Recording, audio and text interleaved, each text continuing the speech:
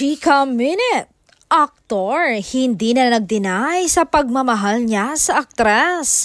Kinamusta kasi ng isang veterana aktres ang puso ni Actor D sa isang showbiz event.